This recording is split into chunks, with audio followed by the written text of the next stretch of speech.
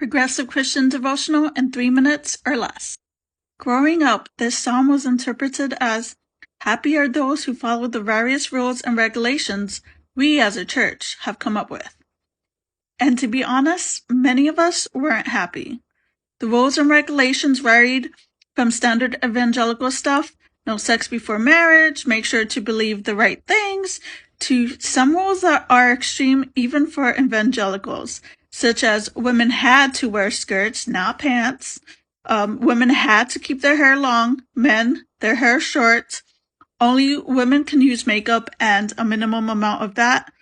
And no one could go to movie theaters. And technically we weren't allowed to listen to secular music, but most of us didn't actually follow that rule. These rules made me miserable.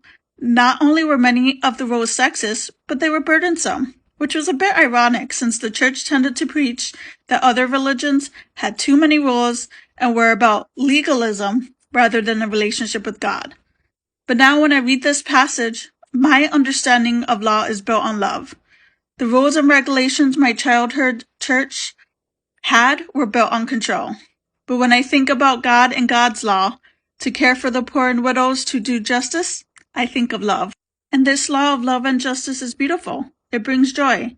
And I could sing with the psalmist, "Happy are those who do not follow the advice of the wicked, or take the path that sinners tread, or sit in the seat of scoffers, but their delight is in the law of the Lord."